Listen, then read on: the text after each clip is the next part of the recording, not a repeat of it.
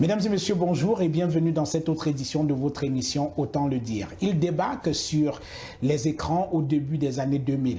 Porté par l'élan de Canal 2, jeune chaîne de télévision privée qui vient de bousculer le paysage audiovisuel camerounais.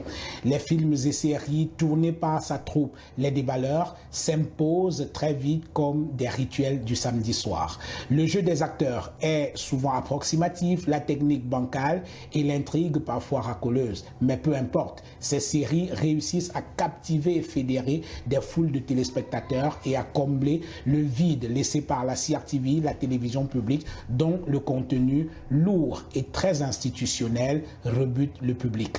Moqué par les puristes du cinéma qui ne voient en lui qu'un imposteur et au mieux un débrouillard, Ebenezer Kepombia alias Mintumba trace sa route porté par sa passion et sans subvention ni validation.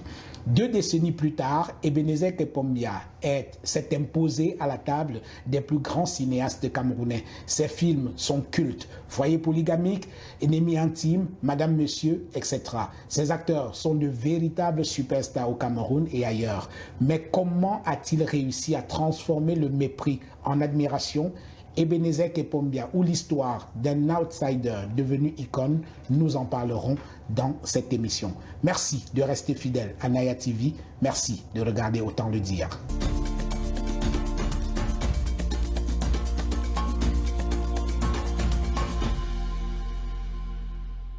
Ebenezer Kepombia, bonjour.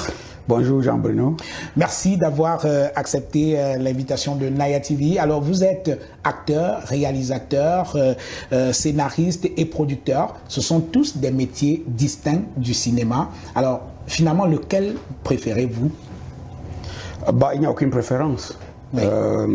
Chaque fois que je dois exercer l'un d'eux, j'enlève les autres casquettes et je ne mets que la casquette de ce métier-là et je m'y mets à fond. Puisque tout ne se fait pas au même moment. Tout commence par la scénarisation. Donc quand tu écris, tu n'es pas acteur, tu es en train d'écrire. Donc je me concentre pendant l'écriture à donner le maximum de moi pour créer une œuvre qui doit captiver, pour raconter une histoire qui doit captiver. Et après cela, il faut passer à la réalisation. Maintenant, je me mets dans la peau du réalisateur. Il faut faire les repérages, il faut organiser des castings, et bien sûr. Et quand je suis dans la peau de l'acteur, c'est là où mon assistant m'aide, parce que quand moi je suis acteur, c'est mon assistant qui me dirige. Et en même temps, je suis producteur. Et c'est même ce cumul-là qui donne un piment à mes œuvres, parce que je comprends un peu tous les domaines. Oui. Je suis à la fois réalisateur et producteur, et ça veut dire que au même moment, je fabrique une œuvre artistique en tant que réalisateur et une marchandise en tant que producteur. Oui.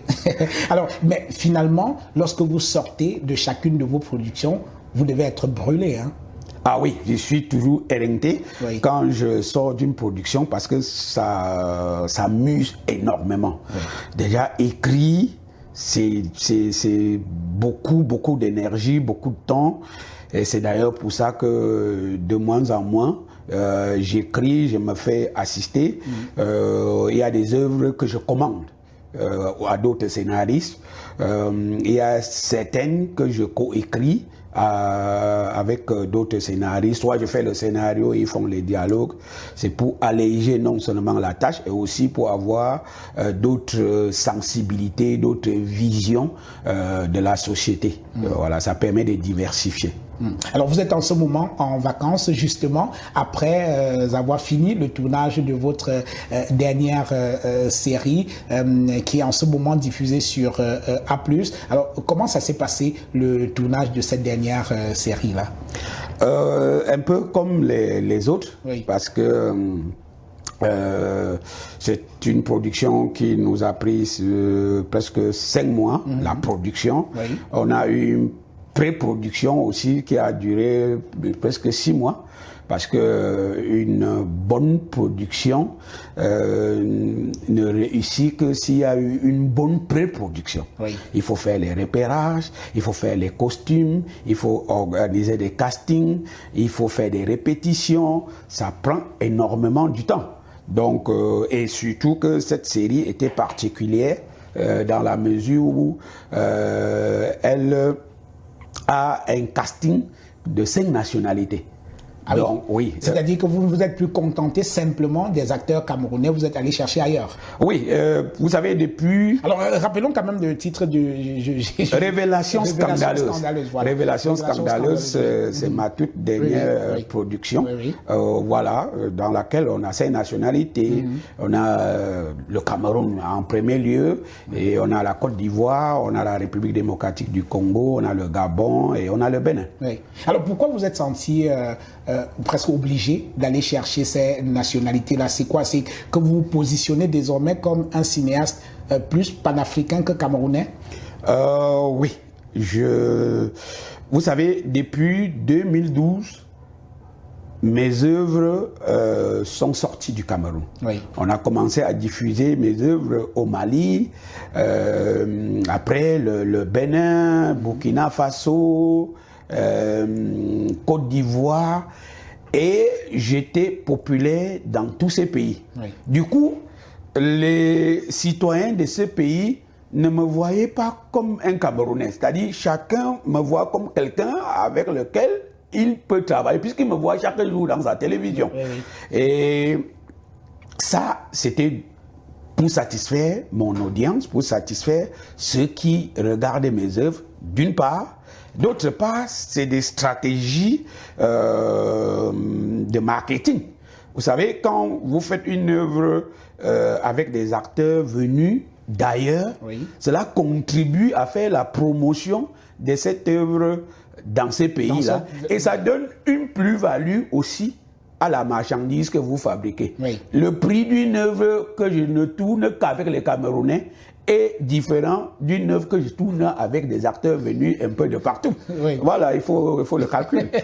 Et là, c'est plus l'homme d'affaires, le producteur qui parle plutôt que le réalisateur. Oui, c'est pour ça qu'il dit que il y a un avantage pour moi d'être réalisateur et producteur. Parce que le réalisateur, lui, il travaille avec passion. Le producteur travaille avec calcul. Le réalisateur veut fabriquer une belle œuvre. Oui. Le producteur veut gagner de l'argent. Oui.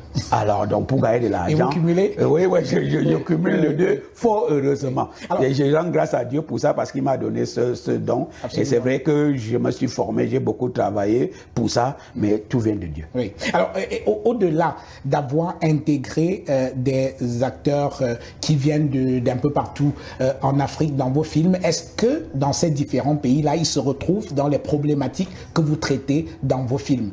Le fait d'avoir un Malien dans un film réalisé par Mintumba ne signifie pas forcément que le Malien va comprendre ce dont il est question dans le film. Hein.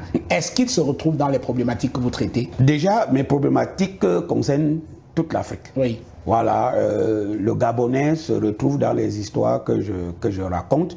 Le choix des thèmes à développer est aussi primordial. Donc, je ne choisis pas mes thèmes au hasard. Je choisis des thèmes qui vont intéresser toute l'Afrique. Donc, le Malien, l'Ivoirien, le Congolais, tout le monde doit se retrouver dans ce qu'on raconte. Donc, pour cela, le Malien que je recrute ou bien l'Ivoirien que je recrute se sent à l'aise. Donc, quand il entre dans la peau de personnage, il oublie qu'il est au Cameroun. Oui. Voilà et tout. Et c'est pour cela que mes œuvres connaissent une popularité au-delà des frontières du Cameroun. Ce n'est pas seulement maintenant que j'ai commencé à travailler avec des acteurs venus d'ailleurs. C'était dès le début. D'ailleurs, il fallait choisir des thèmes qui intéressent tout le monde.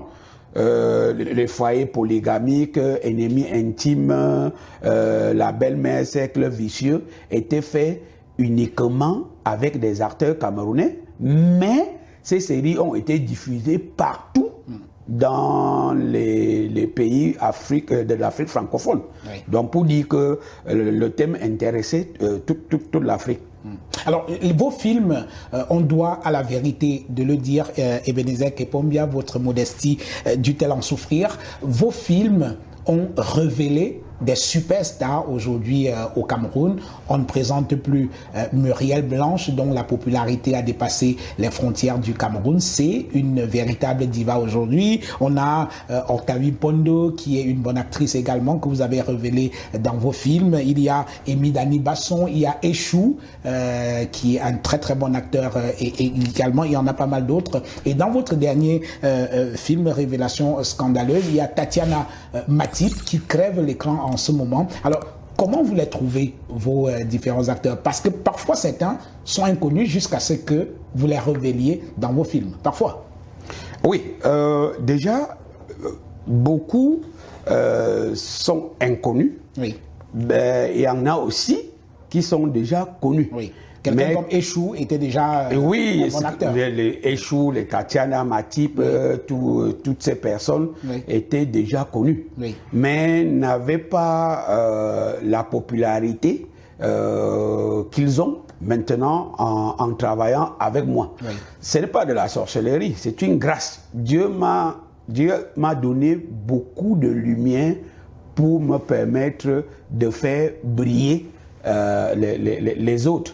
Donc, je rends grâce à Dieu pour ça, parce que sans le savoir moi-même, je me rends compte que beaucoup d'acteurs qui travaillent avec moi deviennent un peu plus populaires qu'ils ne l'étaient avant.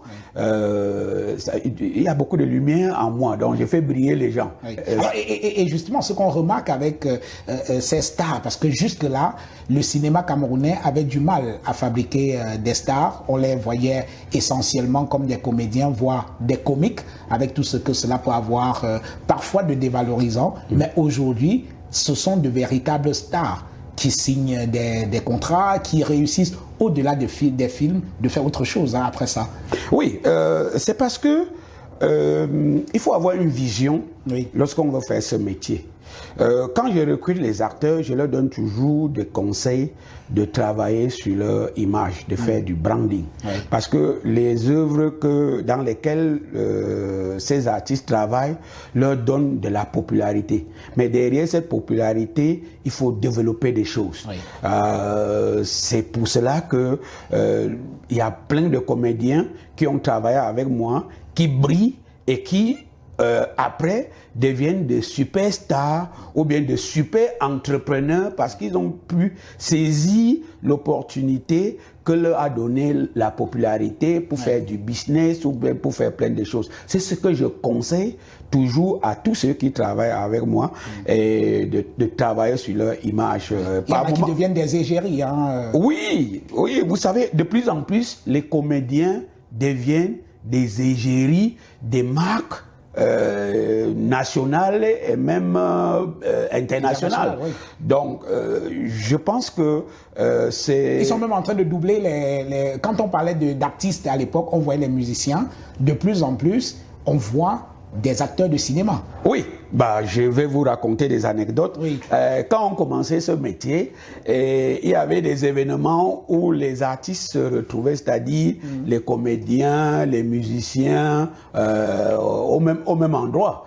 Et je me rappelle à une époque, quand on voulait parfois nous gratifier de quelque chose ou bien nous installer quelque part, les gens venaient dire... Les artistes de ce côté et les comédiens de l'autre côté. C'était comme si les comédiens ne sont pas les artistes. Et aujourd'hui, les comédiens ont damé le pion aux musiciens en termes de popularité, en termes même de branding. Et il n'a qu'à voir à travers les contrats publicitaires, à 99%, les contrats des jurys sont signés par les comédiens et non pas des musiciens. Oui. Voilà, il y a même des musiciens maintenant qui demandent à intervenir dans des séries. C'est-à-dire qu'ils vous sollicitent pour être castés et faire partie de vos films. Oui. Donc c'est un travail de fourmi qu'on a abattu, de faire reconnaître la valeur des comédiens, de leur donner une plus-value, et de plus en plus, les artistes comédiens sont respectés par leur travail, par l'image qu'ils reflètent dans la société, et c'est grâce aux nouvelles productions qu'on fait au Cameroun et en Afrique ces dernières années. Alors, aujourd'hui, vos films ont des stars, des superstars. Quand vous avez dans le même film Échou, Emenezek Epombia lui-même, Tatiana Matip, ou alors Emidani Basson, Muriel Blanche, et j'en oublie d'autres, toutes ces grosses figures du cinéma camerounais dans le même film, comment gérez-vous les égos qui peuvent naître de ces différentes personnalités? La chance que j'ai, oui, c'est que je suis moi-même artiste, je suis moi-même comédien, oui, je suis moi-même une star. Oui. Et maintenant, je suis, en plus d'être acteur, je suis réalisateur et je suis producteur. Et du coup, j'ai de l'ascendant sur tout ce que je recrute. Quand ils arrivent, et je suis rigoureux, oui, quand je travaille avec les gens, ces superstars, ils ont du respect pour moi, et surtout, je leur dis, la star sur le plateau, c'est le producteur. Oui. Parce que le producteur est le seul qu'on ne peut pas remplacer. On peut remplacer tout le monde, on peut changer le réalisateur, on peut changer le preneur de son, on peut changer l'acteur, mais si on change le producteur, c'est mort. C'est mort. Oui. Donc du coup, ça fait que ça facilite la tâche du management. Et aussi, la façon d'entretenir, de manager ces gens avec amitié, avec respect, avec humilité, puisqu'on leur donne de la valeur.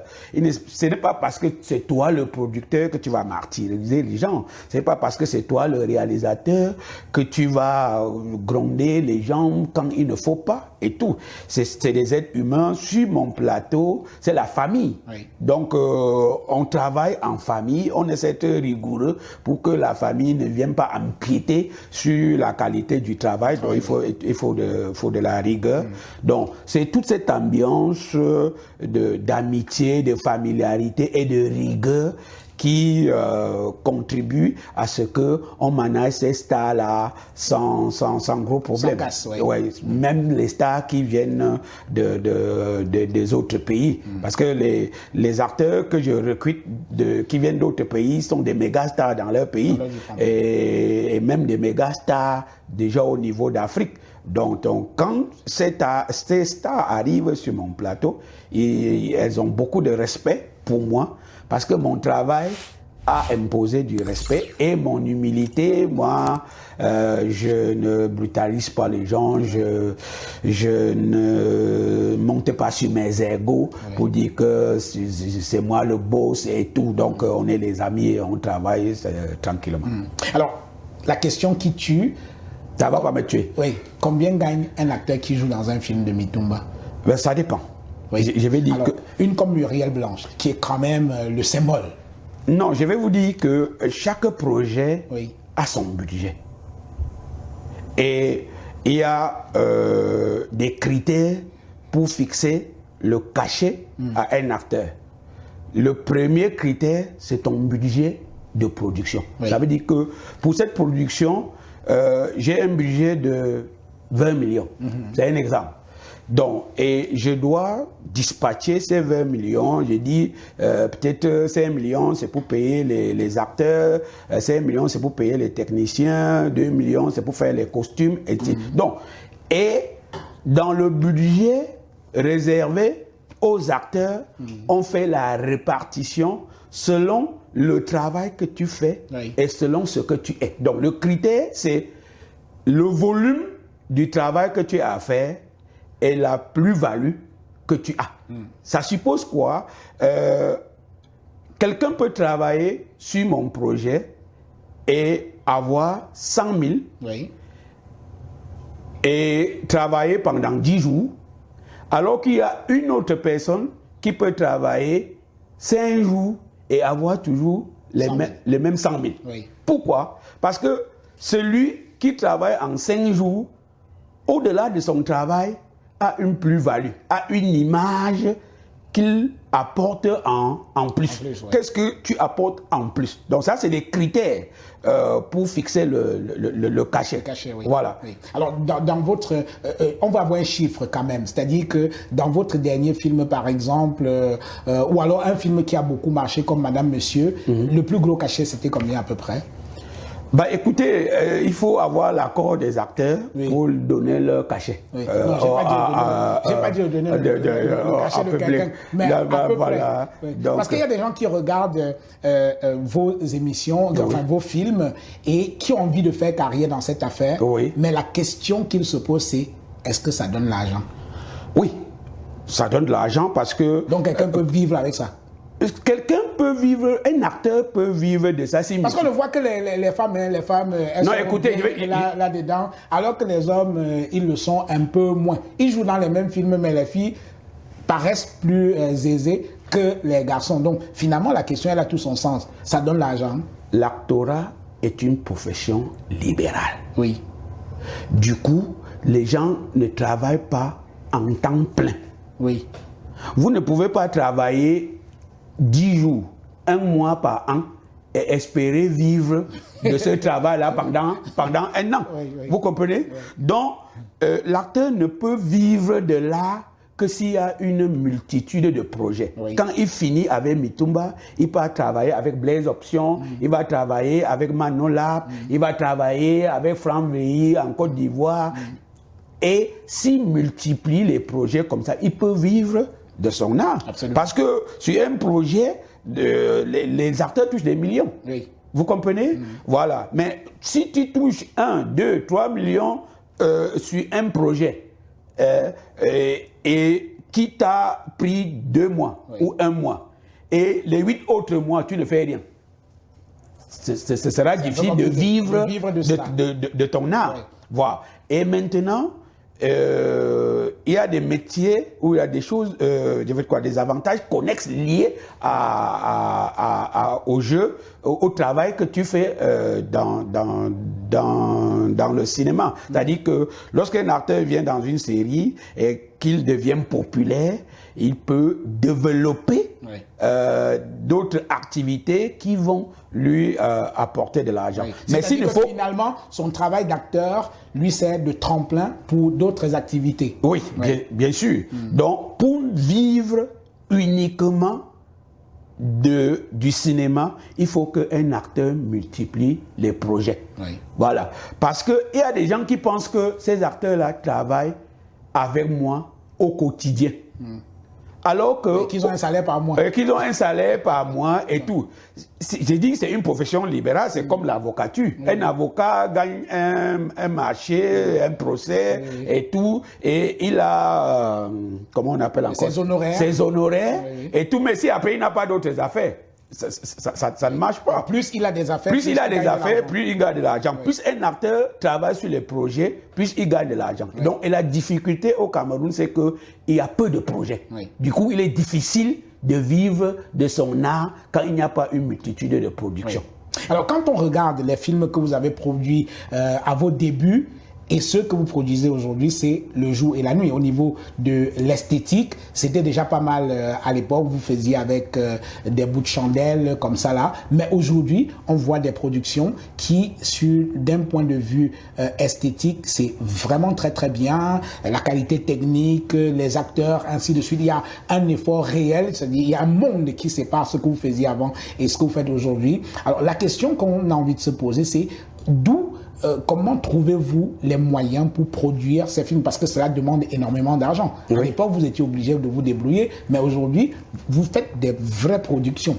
On a grandi aussi. Oui. Mais comment vous voulez qu'à l'époque on rampait? Oui. Maintenant on mange, on court même. Voilà. Donc, comment financez-vous vos films aujourd'hui? Le business model de la production a évolué. Avant, on faisait des PAD pour aller présenter aux télévisions. Aujourd'hui, le business model veut que tu soumettes le projet. Aujourd'hui, le business model veut que tu soumettes le projet à une chaîne de télévision ou à plusieurs à la fois et vous y travaillez ensemble. Donc aujourd'hui, on fait plus des coproductions ou des préachats que des PAD qu'on va faire aller chercher les diffuseurs. Donc les PAD ne marchent plus trop. C'est-à-dire produire et aller chercher le marché. Ça ne marche pas. C'est chercher le marché avec le projet. Et tu tournes en sachant déjà que ça doit être diffusé quelque part. Et ce qui fait que les télévisions préfinancent les productions. Ça nous allège la tâche. Ah, d'accord. Voilà. Alors, en ce moment, votre dernier film, Révélation scandaleuse, est diffusé sur Canal+, sur A+, oui. et dans aucune chaîne de télévision camerounaise. Oui. C'est comment? Ben écoutez, ça me surprend moi-même que je suis au Cameroun, tous les jours, les gens me voient. Et aucune chaîne ne me passe la commande de production. Je vous ai dit qu'on a dépassé l'époque où on fait les PAD et après on va présenter aux télé. On sait que Blaise Option, Manolab, Ebenezer Kepombia, Ghislaine Towa, ce sont des producteurs de séries TV. Les chaînes de télévision doivent les baratiner.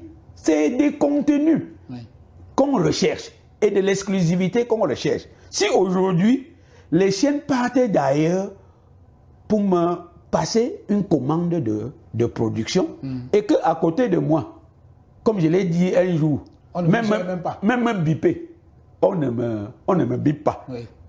On fait comme si je n'existais pas. Les autres viennent d'ailleurs et me sollicitent. C'est tout à fait normal que mes œuvres soient d'abord diffusées chez eux parce que c'est le business. On me passe la commande de production. On ne produit plus pour aller présenter. C'est-à-dire qu'on achète la poule maintenant dans le sac. C'est-à-dire que le film n'est même pas encore tourné, il est déjà vendu. Oui, du coup, il faut les chaînes de télévision. On soumet parfois, c'est-à-dire, on va à une chaîne de télévision, on soumet le projet, mais ça les intéresse pas. Alors, nous on a un gros souci au Cameroun, c'est que même ceux qui font des PAD, c'est-à-dire qui produisent avant d'aller chercher les diffuseurs, quand ils ont fini de produire et vont vers les chaînes locales, chez nous au Cameroun, personne n'achète. Et pour eux-mêmes, ils veulent que tu viennes leur donner gratuitement le contenu. Et dire après ça, on diffuse, non, on te lance. Comme si on faisait plaisir. Non, il dit, non, on te lance, on fait ta promotion.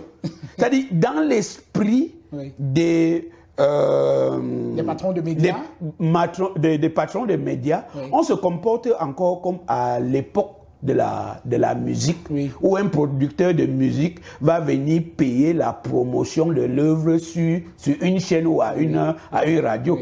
Un contenu audiovisuel, un contenu de cinéma n'est pas comme la musique. Voilà, on promeut une œuvre musicale pour que les gens aillent acheter, pour que les gens écoutent et pour qu'on vende les DVD, ainsi de suite. Mais quand tu fais une série est un programme de télévision. On ne peut pas investir et venir donner gratuitement. Il y a une sorte de moquerie que les patrons de télévision font vis-à-vis des producteurs. C'est que ils veulent le gratuit et ceux qui avance un peu plus. Ils te disent que donne-nous le contenu, tu pars chercher un annonceur, tu mets dessus et on se partage l'argent.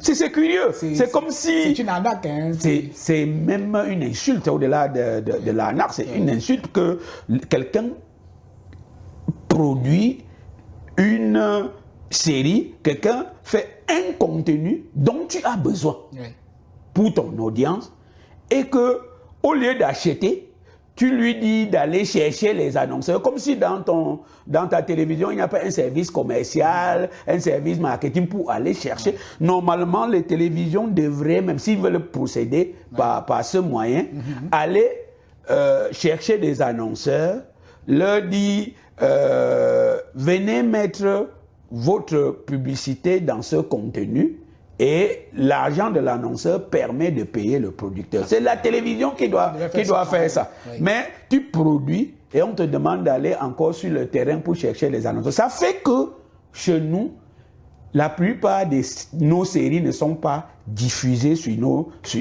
chaînes. Oui. Et avec l'avènement du numérique, YouTube, Facebook, ça rapporte de l'argent. Vous avez remarqué que la plupart des producteurs, la première diffusion de leur œuvre, pour certains, c'est sur les réseaux sociaux. Oui, oui. C'est sur YouTube, c'est sur Facebook. Oui, oui. Parce que les télévisions ne donnent pas de l'argent. Oui. Et c'est regrettable. Oui. Parce qu'avec ça, on ne peut pas développer notre culture. Alors, cela pose un réel problème de diffusion des œuvres cinématographiques au Cameroun, non? Bien sûr. La diffusion nationale des œuvres cinématographiques. Oui, la diffusion nationale des œuvres au niveau de notre pays, elle n'est pas bonne. On diffuse très peu de nos œuvres sur les chaînes camerounaises. Oui. On produit beaucoup. Hein? Oui. Il y a beaucoup de contenu, qu'importe la qualité, il y a quand même des contenus. Et il y en a même de très grande qualité qui malheureusement ne sont pas diffusés localement. Et ne trouvent finalement pas leur place dans la grille des programmes de nos chaînes de télévision. Parce qu'il y a encore une certaine époque où le samedi soir à la télévision, c'était des rendez-vous cultes. Hein. C'était un rituel de s'asseoir devant Canal 2 pour regarder les déballeurs. Longtemps avant, il y avait un peu plus tard le samedi soir pour regarder L'Orphelin, ainsi de suite, ainsi de suite. Il y a de moins en moins de divertissement dans nos chaînes de télévision. Vous ne trouvez pas? Bon, je trouve, et c'est regrettable. Oui. C'est regrettable parce que avec ça, on réduit le champ des producteurs indépendants. Absolument. Qui doivent produire des contenus pour les télévisions. On a très peu de chaînes thématiques aussi. Oui. Parce que dans un monde de pluralisme médiatique, tout le monde ne doit pas faire la même chose. Oui. Bon, on constate que tout le monde fait la même chose. On a parfois aux mêmes heures les mêmes programmes, oui. Un peu de partout. Il faut diversifier. Il y en a qui n'aiment que le football. Vous faites une chaîne de sport, par exemple. Il y en a qui n'aiment que les films. Vous faites une chaîne qui diffuse des films. Il y en a qui aiment que les débats politiques. Vous faites une chaîne qui fait des débats politiques. Mais si vous voulez faire une chaîne généraliste, vous réservez une grille de programmes pour la culture, une grille de programme pour le sport, et vous rentabilisez ces grilles, c'est-à-dire que vous achetez les contenus pour satisfaire votre audience, et avec ça, tout le monde s'en sort. On développe une chaîne de production et on donne de l'emploi à beaucoup de gens et on fait vivre la chaîne. Oui. Alors, Ebenezer Kepombia, je vais vous proposer de jeter un coup d'œil à l'écran. Alors, que vous rappellent ces images? Foyer polygamique. Oui. C'est ma première longue série que j'ai écrite. Avant ça, j'avais écrit d'autres séries, mais qui étaient un peu plus courtes. Et combien d'épisodes à peu près? Ça là, c'était 160 épisodes. Ah oui. 160 épisodes. Ça a été diffusé en combien d'années? On a tourné cette série en 4 ans. Oui. Diffusé pendant 4 ans. Oui. Ah puisque au début, on avait fait, je crois, 40 épisodes et on les a diffusés au quotidien. C'était la première fois qu'on diffuse sur Canal 2 une série camerounaise au quotidien. À l'époque où c'est les télénovelas qui chauffaient. Oui. Oui. Et Et trouver sa place quand même au milieu des télénovelas, ce n'était pas évident. C'était pas évident. Je me rappelle, c'était Marima. Il y avait les Marima, les El Diablo voilà, à l'époque. Rosa Salvaje. Très bien. Ça. Donc, trouver sa place au milieu de ces télénovelas, c'était pas évident. Mais vous avez réussi quand même. Mais il faut le dire, tirer un coup de chapeau à M. Tchatchoua. À l'époque, il a osé. Oui. Parce qu'on avait fait cette... Comment vous arrivez d'ailleurs sur Canal 2? Parce que Canal 2 est à ses débuts et vous débarquez sur les antennes de Canal 2 avec votre troupe Les Déballeurs. Oui. Comment vous arrivez sur Canal 2? Canal 2 commence à diffuser les sketchs. Oui. J'ai regardé, il y avait Fingontana, Fingontala, Tagne Condom, les Manolap et tout. Et comme j'avais écrit beaucoup de sketchs, de films, de courts-métrages, de longs-métrages et de séries, étant à l'université, j'ai dit, écoute, voilà une opportunité de réaliser tout ce que j'ai écrit. Oui. Donc je suis allé à Canal 2 leur dire que j'ai une ribambelle de scénarios que j'ai écrits, j'ai besoin qu'on les produise. Et du coup, on a mis à ma disposition un réalisateur, Albert Jocelyn Douka. Oui. Voilà. Et quand je lui ai présenté les scénarios, il en était ébloui. Oui. Il m'a donc dit d'aller regrouper les gars pour que on réalise ces films. C'est comme ça que je m'en vais voir Big Mop, qui est mon frère. Oui, Big Mop, c'est mon petit frère. Donc, puisque lui, il était dans le métier avant moi. Oui. Voilà, donc je dis, celui-là, c'est la pierre angulaire, il va faciliter les choses puisqu'il était, il était déjà dans le bain. Oui. Donc, et j'avais aussi contacté Dovi Kendo, oui, qui est une sœur du village, on a grandi ensemble, qui fait du théâtre. Malheureusement, elle allait au Maroc pour une tournée théâtrale. Elle m'a envoyé Anas. Oui. Donc Anas, comme je le dis toujours, est venu avec Caro. Oui. Voilà. Et Big Mob a contacté Ntonga. Et Ntonga a mis dans sa poche pétrole. Oui. C'est comme ça qu'on se... De fil en aiguille. De fil en aiguille, on se retrouve et je leur présente les scénarios que j'avais écrits. On commence les répétitions et après la télé, les réalistes, c'était pas facile. Et combien ça vous rapportait ces films à l'époque? Rien. Ça nous rapportait la visibilité. On voulait passer à la télé. Oui. C'était toute notre détermination, c'était notre salaire. Oui, mais après, il faut quand même un peu vivre. Même pour payer le taxi pour arriver sur le lieu de tournage et tout ça, comment vous faisiez? C'est fait, moi particulièrement, j'étais enseignant. Oui, prof d'allemand oui, au lycée de Bonamoussaki. Oui. Oui. Et Big Mop travaillait dans une société privée à l'époque. Oui. Lui, il n'avait pas de souci de payer le taxi pour venir aux répétitions. Oui. Les autres, il y en a qui allaient à pied de leur résidence au lieu de répétition. Et de temps en temps, on les soutenait aussi. C'était la passion. Donc, on n'avait pas mis l'argent comme priorité. On n'y pensait même pas, en fait. C'est-à-dire que quand on faisait ça, on ne pensait pas avoir un salaire. Pas du tout. On avait tous la passion et on voulait passer à la télé. Et quand on a commencé à passer à la télé, oui, on est devenus des stars. Et même ceux qui ne travaillaient pas commençaient à tirer un profit de leur passage à la télé. Donc, c'est des fans qui les voient et leur donnent des petites gratifications, ou bien on donne une bière ici, on leur donne un billet de 10 000 là, ça nous permettait de vivre au quotidien. Encore que 10 000 à l'époque, c'était pas...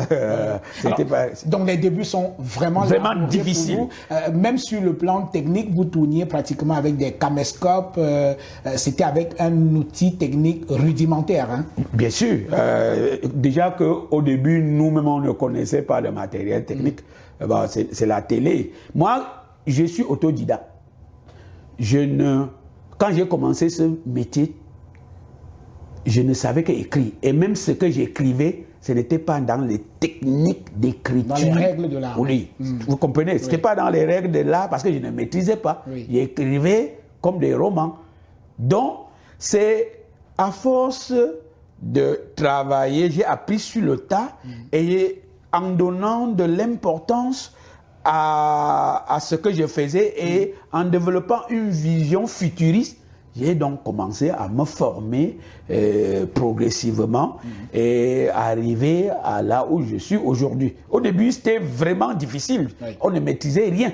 Alors, beaucoup se souviennent encore des images de Mintumba Ebenezer Kepombia essoufflés dans les rues de Douala ou Yaoundé, des DVD sous l'épaule, en train de se trimballer de ministère en bureau, tout ça pour essayer de vendre ces DVD. Ce n'était pas facile. Hein? Oui, c'était pas facile, oui. Mais il fallait mouiller le maillot pour atteindre l'objectif. Oui. Je m'étais fixé un objectif, c'est d'être producteur indépendant.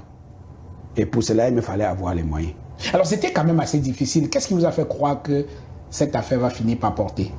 Ben écoutez, puisque j'ai vu ça comme un contenu de télévision, et j'ai dit, ben, si on regarde autant ce qu'on produit, ça suppose que c'est une marchandise dont les télévisions ont besoin. Oui. Et plus tu produis, plus ils en auront besoin. Et plus les gens regardent, plus ils en auront besoin, ils vont en demander. Tout à fait. Et là, j'ai vu juste. J'ai dit, l'affaire, si ce n'est pas seulement juste le plaisir de passer à la télé. Oui. On peut gagner de l'argent derrière. Quelqu'un peut vivre ça. Oui, oui. Donc, l'enthousiasme qu'il y avait autour, ça attirait mon attention. Je dis, mais pourquoi les gens sont si... On est devenus des méga stars après 2 mois. Oui. Et la télévision aussi a gagné beaucoup en audience. J'ai dit, la fait, c'est qu'on fait une là. Oui. Non, il faut réfléchir autrement. Ouais.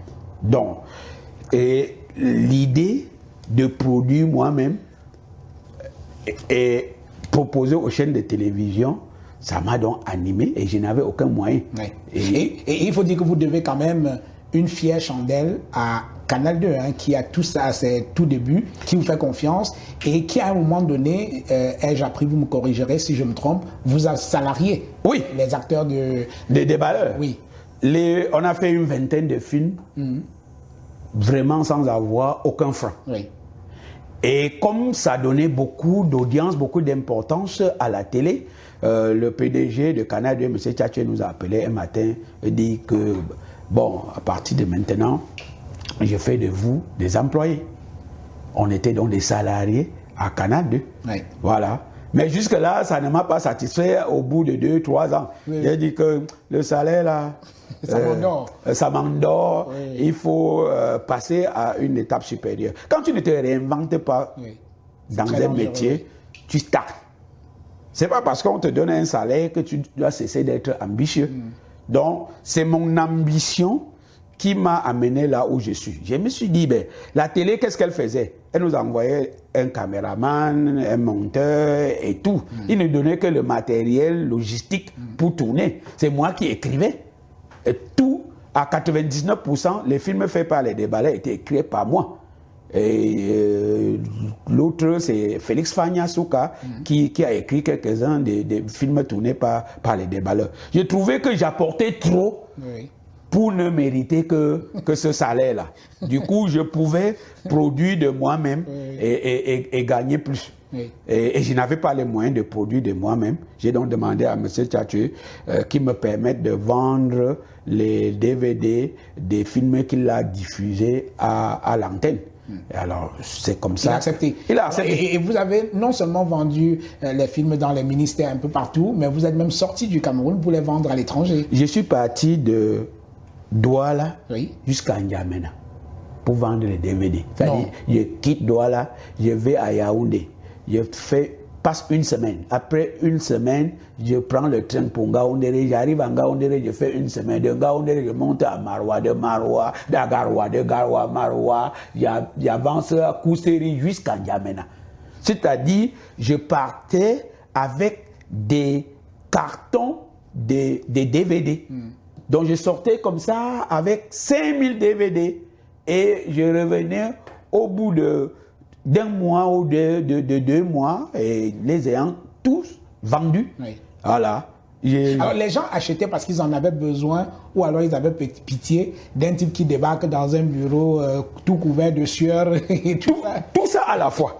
Tout ça à la fois parce que les gens, il y en a qui achetaient parce qu'ils en avaient besoin, oui. puisqu'ils n'étaient pas là tout le temps oui. à la maison. Et ça leur permettait de regarder à plusieurs reprises à volonté. Oui.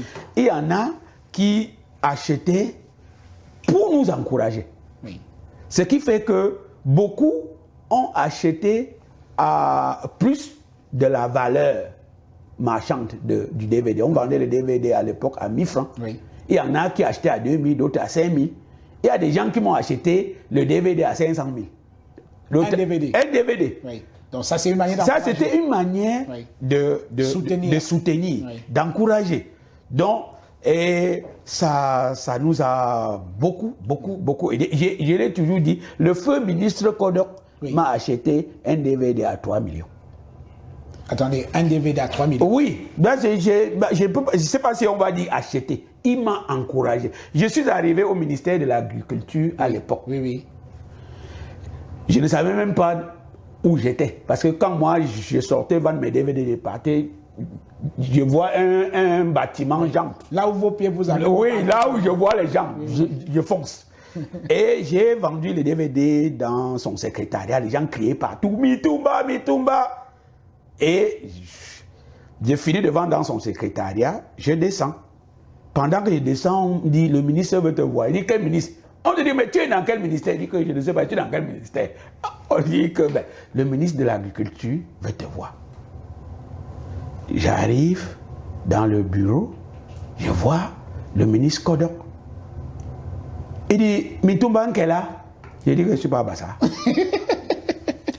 Il dit, et tu parles le nom de Mitumba? J'ai dit oui. Oui. Est-ce que tu sais que Mitumba, ce n'est pas seulement le mets que les gens mangent. Mitumba est un patronyme. C'est lui donc qui m'explique que dans la zone Bassa, il y a les Mitumba, les Matomba, les Metomba et tout, qui sont des patronymes. Oui. Et qui me dit que il est très fidèle à mes œuvres et me dit, je te fais une confidence, je pirate tes œuvres parce que j'ai demandé, chaque fois que ça passe, si je ne suis pas là, on doit enregistrer. Oui. Et pour que, quand je rentre, je regarde. Tu fais un travail formidable. Wow. Et qu'est-ce que tu es venu faire ici au ministère? Tu es venu vendre. Il dit, toi-même, tu viens vendre les DVD. Comment? Il dit, parce que j'ai besoin d'argent, monsieur le ministre. Oui. Il dit que vraiment, toutes mes félicitations. Et il prend le DVD, il envoie, il dit que son secrétaire, je ne sais pas qui c'était, il dit, donne-lui quelque chose. On m'a donné une enveloppe. C'est quand j'arrive loin dehors, je vois comme ça, il dit, ouh, oh là, Django, oh là, Django. Bah, ben, le jour là, ben, après je suis descendu, j'ai fait la dîme, le salaire, comme on dit, les restes de DVD, j'ai partagé aux gens, j'étais ébloui. 3 millions, comme ça, pour m'encourager. Donc, et c'est parce que j'ai mouillé, j'étais sur le terrain. Et je n'ai pas eu honte. Les gens sont moqués de moi. Hein. Oui, mes collègues se moquaient. Parce que c'était quand même honteux. C'était quand même honteux de se promener avec et toi qu'on voit à la télé tous les jours, on applaudit et tout. Et on te voit avec un sac de DVD en train de te promener et tout. Mais c'était le sacrifice pour atteindre mon objectif. J'ai fait ça pendant 3 ans. Après, j'ai arrêté. Oui. Aujourd'hui, même les gens, mais tu vois, tu viens plus vendre les DVD. J'ai dit, c'était avant. C'était avant. J'ai atteint mon objectif. Je suis producteur indépendant maintenant. Je cherche mon argent autrement. Oui. Donc, le modèle économique. Le modèle économique de l'époque fixé a changé. A changé. Oui. C'est tout. C'est comme ça qu'il faut évoluer dans son entreprise. Alors, le ministre Kodok qui vous donne quand même 3 millions pour vous encourager. Il prend un CD à 3 millions et tout. Quand il est mort, vous avez dû le pleurer. Hein? Ah, bon, ils sont nombreux. Oui. Ils sont nombreux parce qu'après lui, il y a beaucoup qui m'achetaient les œuvres à un très grand prix. Oui. Donc, bien sûr, quand il est décédé, Et j'ai dit vraiment, voilà ceux qui ont contribué à mon succès. Oui. Parce que acheter un DVD, comme ça, c'était m'encourager en fait. Absolument. Il m'a encouragé. Et c'était comme ça dans beaucoup de bureaux où les gens... Il y a Oui. un monsieur Bellinga qui travaillait au ministère des Finances. Je ne sais pas où il se trouve maintenant. Le gars m'a acheté le même DVD au moins 15 fois. C'est-à-dire, chaque fois que je venais au ministère, j'arrive avec le DVD. Il dit, Bitumba, tu es là? Il dit, oui. Tu fais quoi? Il va le DVD. Je dis que tu n'achètes pas. J'avais déjà acheté. Non, mon frère, il dit que c'était avant. Tu achètes, achètes aussi, tu partages. Il rachète. Un jour, je suis venu, le DVD était encore sur son bureau. Il a toujours acheté pour m'encourager. Oui. Vous comprenez? Il y a beaucoup de Camerounais qui m'ont encouragé en achetant mes œuvres. C'est pour cela que je dis, je dois beaucoup à mon public. Oui. Je le leur rends. C'est pour ça aussi que même quand je fais des contrats avec des chaînes panafricaines, j'exige toujours qu'il y ait une clause Oui. pour permettre que l'œuvre soit diffusée au Cameroun. Oui. Quitte à une chaîne de solliciter et de l'acheter. Oui. Et au Cameroun, je vends l'œuvre à vil prix. Oui. Mais juste pour que Oui, le film même parte à vil prix, là, les gens n'achètent pas, on veut seulement le gratuit. J'ai trop donné gratuitement aussi. Mais j'ai dit, à un moment donné, encourager aussi. J'ai dit, au Cameroun, je ne vends pas mes œuvres, même pas à la moitié du prix que je vends à l'extérieur. Oui. Même jusqu'à là, on n'achète pas. Et je vais vous dire que mes œuvres sont diffusées au Cameroun. C'est même pas moi qui les vends, c'est des distributeurs. Parce qu'au Cameroun, ça donne trop de maux de tête. Il y a des chaînes de télévision à qui vendre, c'est vraiment chercher les problèmes. Oui. Parce que pour te payer, c'est des soucis. C'est pas facile. C'est pas facile et tout. Mais je continue toujours à faire diffuser mes œuvres, surtout sur Canal 2, parce que je dois mon succès à Canal 2. C'est par là que tout a commencé. C'est Canal 2 qui m'a permis d'exister, et même si c'est d'autres chaînes aujourd'hui qui me permettent de vivre, mais c'est Canal 2 qui m'a permis d'exister. Oui. Donc du coup, chacune de mes œuvres, quelles qu'en soient les raisons, ça passe là-bas, par gratitude. Oui. Alors, dites-moi, Ebenezer Kepombia, quel est le film qui a créé le déclic dans ce que vous êtes devenu aujourd'hui? Quel est le film fondateur? En tant que film, c'est Le Masochiste. Oui. Le Masochiste est le film où je suis un quincailler, Un peu radin. un trop radin, Oui. et voilà. Et c'est ce film même qui permet qu'on ait le salaire à Canal 2. Donc ce film avait tellement eu de succès. Oui. Les gens appelaient Monsieur Tchatchoué de partout pour lui dire que tu sors d'où avec ce garçon. Et c'est là où il nous appelle pour nous fixer un salaire. Donc, voilà, premier déclic. Oui. Bon, et après est venu Foyer Polygamique. Oui. Parce que Foyer Polygamique, c'est la série qui nous rend vraiment populaires. Oui. Voilà, les gens appellent ça les déballeurs, Oui. mais en réalité, c'est Foyer Polygamique. Oui. C'est la première série que j'exporte, puisque même avant l'arrivée des chaînes panafricaines, c'est la première série que je vends hors du Cameroun.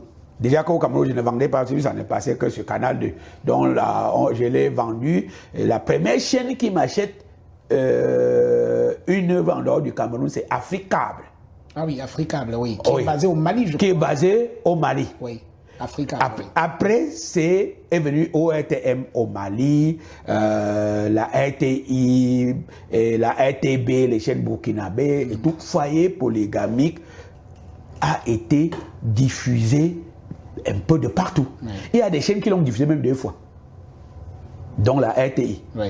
c'est-à-dire la RTI. La télévision ivoirienne. Oui. La télévision publique. Publique ivoirienne. Oui. A acheté 2 fois cette œuvre diffusée. C'est-à-dire sur un espace de 8 ans, il diffuse, après il rachète encore les droits pour diffuser. Canal a fait la même chose. Oui. Donc, puisqu'ils ont ouvert une nouvelle grille qu'ils appellent grille nostalgique pour diffuser les séries à succès. Oui, oui. Donc, c'est Foyer Polygamique qui me donne une notoriété africaine. Oui. Et me permet donc d'aller au marché de films. Puisqu'il y a aussi eu cette curiosité qui m'a animé, cette ambition, c'est que je ne suis pas resté sur place à croiser les bras pour attendre qu'on vienne m'acheter les films. Je cherchais les marchés, j'ai payé, puisqu'il y a des marchés où on paye pour être présent. Tout à fait. Il y a des marchés comme les Discop, les MIP TV Oui. à Cannes. Oui. Je suis allé au marché de films. J'ai rencontré beaucoup de directeurs de programmes avec lesquels j'ai noué des contacts. Et c'est même là où je rencontre Canal. Oui, oui. C'est à Johannesburg, Discop, Johannesburg, en Afrique du Sud, que je vends Foyer Polygamique à Canal+. Oui. Lorsqu'on lance A+, en 2014. Et parce que j'ai osé, j'ai investi. Parce qu'on ne peut pas gagner si on n'investit pas. Payer pour être présent à ce marché. Et c'est l'occasion de dire aussi merci à Cyril Bojiko, parce que c'est lui qui me souffle ce marché, de l'existence de ce marché des contenus audiovisuels. Oui. Et on y est allé nombreux. On a regroupé tous les producteurs, les meilleurs de l'époque, les Manola, les Michel Kouyaté. On y est allé en 2014 en Afrique du Sud. Et là, on a parlé face à face avec les acheteurs. Oui. Et le déclic, chaque année, je partais dans les marchés. Après, j'ai quitté l'Afrique. Je suis allé au MIP TV à Paris, à Cannes, autant pour moi, Oui. qui est organisé chaque année à Paris. Ils ont même, ces dernières années, ouvert des MIP à Londres. C'est à Cannes que je parviens à vendre La Reine Blanche, la version espagnole. C'est que c'est un marché où les gens viennent de partout. Ils viennent de tous les pays du monde, de toutes les langues, ils sont là. Et j'ai présenté l'œuvre à une chaîne de télévision mexicaine, TV Azteca, qui était intéressée par le concept et les images et tout. Et ils ont demandé si on peut doubler en espagnol et tout. Bah, on a fait 2 épisodes, on leur a envoyé, ils étaient intéressés, ils ont donc préfinancé. Et on a doublé la série en espagnol. Et je suis allé donc sur le marché des télénovelas. Vous savez, les Mexicains, c'est des gens déjà avancés dans les séries. J'ai dû aussi m'imposer sur leur marché et faire diffuser une série camerounaise dans ce pays-là. Donc, alors ça c'est remarquable, mais il faut dire que la reconnaissance a tardé à venir, parce que jusque-là vous êtes très très populaire, vos films mobilisent des foules extraordinaires devant la télévision, mais les puristes du cinéma, les notables du cinéma camerounais se gossent de vous quand ils vous regardent. Ils disent, bon, écoutez, ce type, les débuts, oui. Les débuts étaient difficiles. Vous êtes un peu méprisé, moqué. Oui. Ah oui. Oui. Tous les puristes. Parce que vous n'avez pas une formation académique dans le cinéma et tout, et donc on vous regarde un peu comme quelqu'un. Une saliche. Voilà.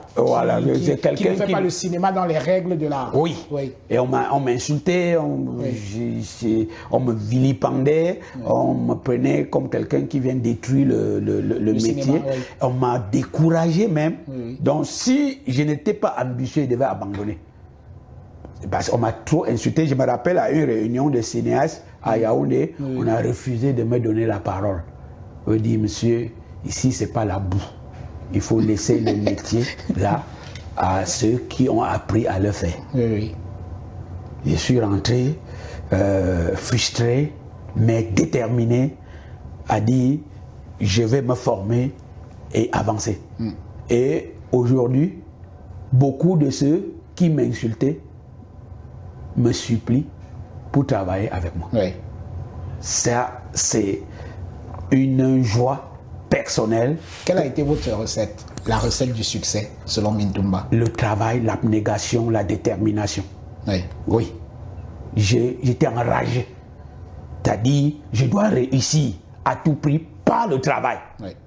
Il fallait m'imposer par mon travail. Et du coup, je me formais, je regardais une ribambelle de séries pour voir comment ils parviennent à écrire et que ça captive. Et j'ai aussi fait recours aux jeunes talents sortis des écoles pour travailler avec moi et améliorer la qualité de mes œuvres. Oui. Donc, il fallait cette ambition-là pour arriver là où je suis. Donc, j'avais la rage de réussir. Donc, chaque chose que l'on fait, si tu n'es pas déterminé, oui, et si tu n'es pas déterminé à franchir les obstacles, tu ne peux pas avancer. oui.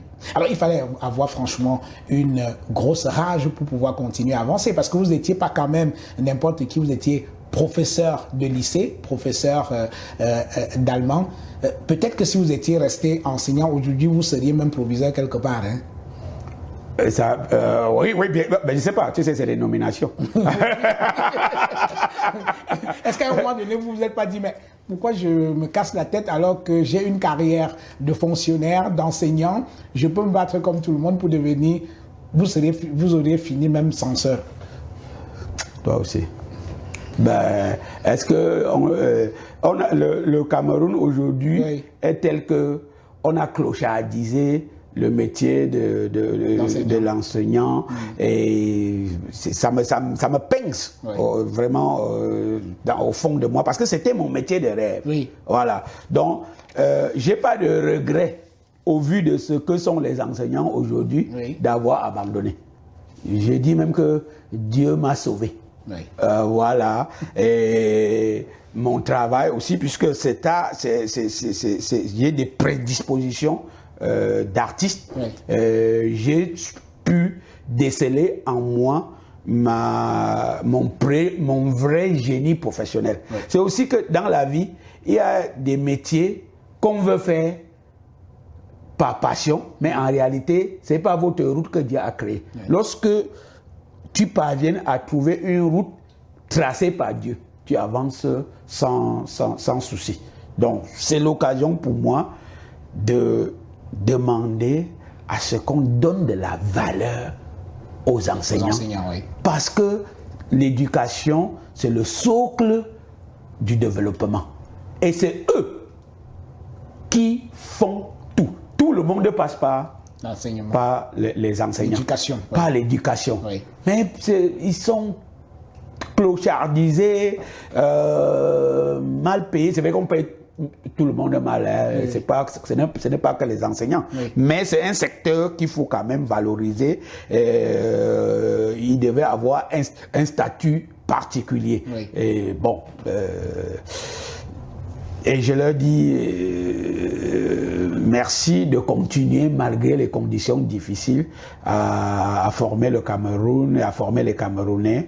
J'invite l'État aussi à mieux les encadrer, oui, pour qu'ils se sentent fiers d'exercer ce métier. Alors quand je préparais cette émission, j'ai discuté avec quelqu'un qui vous a connu tout jeune et il a dit qu'à l'école, vous étiez déjà un peu turbulent. Votre manière de faire le désordre, c'était d'amuser vos camarades. Et que c'est, semble-t-il, à la suite de ces farces-là à un enseignant, que vous avez écrit votre première pièce. Est-ce que c'est vrai? Oui, en 5e, au CES de Bazou. Oui. J'étais vraiment turbulent. Oui. Donc je faisais rire tous les enseignants qui entraient, oui, dans la classe. Et le plus souvent, on me mettait dehors. Et le surveillant général, donc, un jour, pour me punir, m'a dit que comme tu fais rire les gens tout le temps, la semaine culturelle approche, tu vas écrire une pièce, un sketch pour présenter lors de la semaine culturelle. C'est une punition. Oui. Et tout est parti là. J'ai écrit mon premier sketch, Le Boy. Je suis allé présenter lors de la semaine culturelle, le sous-préfet, tout le village a applaudi, les échos sont allés un peu de partout, jusqu'à mon père, puisque après le sous-préfet m'a invité chez lui. Oui. Au village, à l'époque, le sous-préfet, le président. C'est-à-dire que quand tu voyais le même l'enfant du sous-préfet était comme un sous-préfet. Être l'ami de l'enfant du sous-préfet, c'était un exploit. Et le sous-préfet m'a invité chez lui. Mon père en était ébloui. Tout le monde en parlait. Oui. Donc le petit enfant est entré chez le sous-préfet par son travail. Et du coup, chaque année alors, j'écrivais un sketch pour présenter lors de la semaine culturelle. J'ai pris goût. Et j'ai senti que j'avais ce don. Oui. Parce que mon premier sketch, c'était Le Boy. Le boy, chez nous, c'est un employé de maison. Oui, oui. Mais j'étais à Bazou. Il n'y a pas d'employé de maison à Bazou. Comment j'ai fait pour écrire un sketch sur l'employé de maison alors que je n'avais jamais vu? D'où le sens de l'imagination. Le sens de l'imagination et la grâce de Dieu. Oui. La grâce de Dieu. Je pense que dans tout succès, il y a deux choses. Il y a le travail, il y a la grâce. Il y a des gens qui travaillent beaucoup, mais qui n'ont pas la grâce. Oui. On ne les voit pas. Il y en a qui travaillent peu et qui ont la grâce et ils brillent. Vous ne pouvez pas concurrencer ou bien éteindre ce genre de personnes. Oui. La lumière vient de Dieu. Je pense que j'en fais partie. Oui. Et c'est pour ça qu'il dit à l'entendre que Dieu m'a donné assez de lumière pour faire briller les autres. Et j'en suis fier et je lui rends grâce aussi tout le temps. Alors, on va bientôt sortir de cette émission. Il nous reste exactement 4 minutes. Alors, dites-moi, on observe qu'il y a un réel bouillonnement dans le cinéma camerounais aujourd'hui. Il y a de jeunes cinéastes qui font des efforts. Vous avez cité tout à l'heure Blaise Option, il y en a d'autres, Manolab, ainsi de suite, qui produisent des films qui sont même intéressants d'un point de vue esthétique, d'un point de vue technique. Tout semble bon, mais on n'arrive pas à faire de tout ça une véritable industrie, l'industrie du cinéma au Cameroun. Que nous manque-t-il? L'organisation, il faut une volonté politique oui.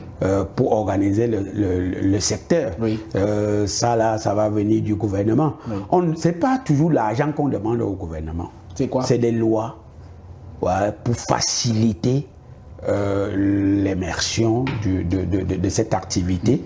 Il faudrait alléger la tâche aux producteurs, aux comédiens, pour qu'ils fassent leur travail. Au Nigeria, on a construit des cités pour des productions audiovisuelles. Oui. Nous, on a de la peine. Cinéma qui produit, oui. Le cinéma nigérian qui produit énormément. On a de la peine même à trouver où tourner.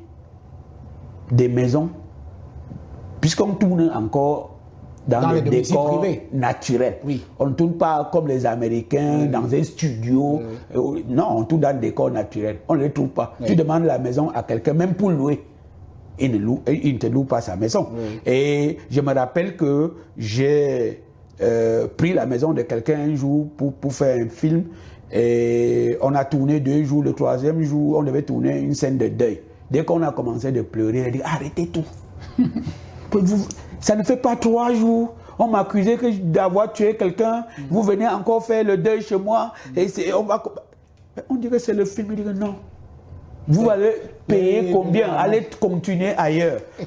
Vous comprenez les difficultés qu'on a. Donc, je pense que s'il y a une bonne politique pour faciliter le travail des cinéastes, l'État peut même...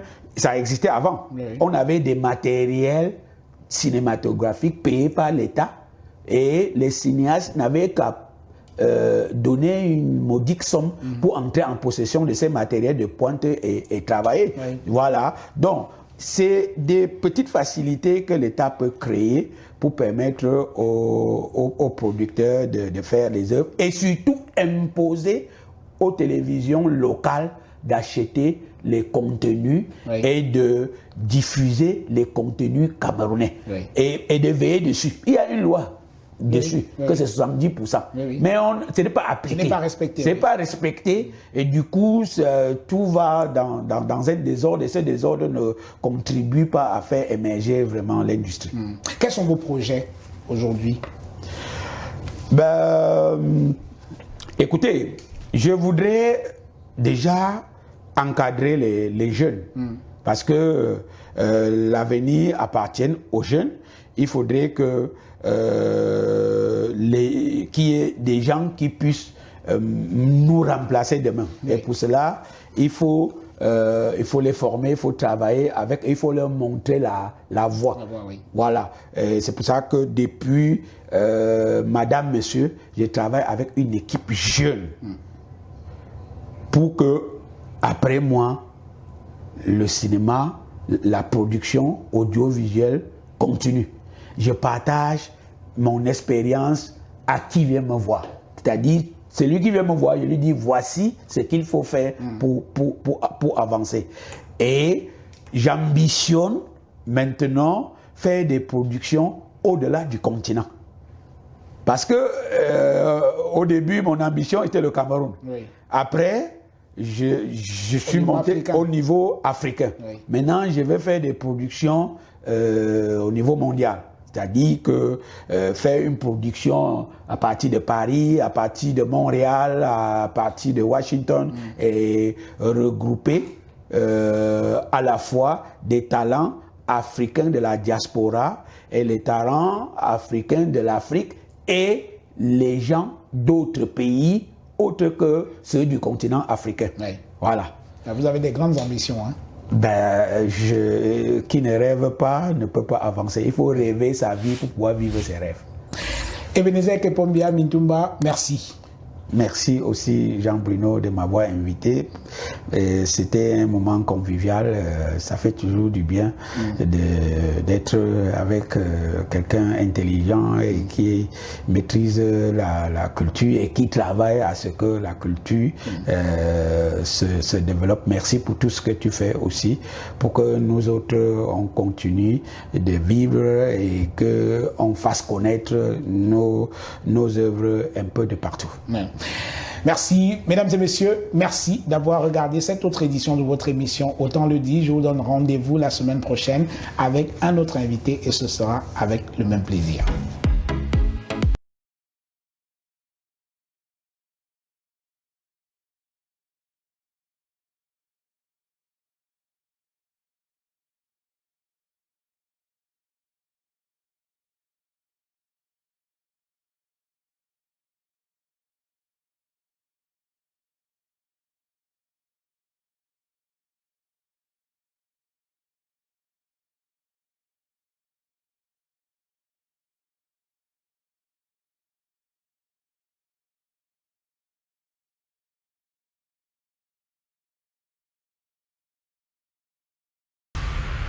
Vous rêvez d'une nouvelle maison, d'un investissement sûr ou de simplifier la gestion de vos biens?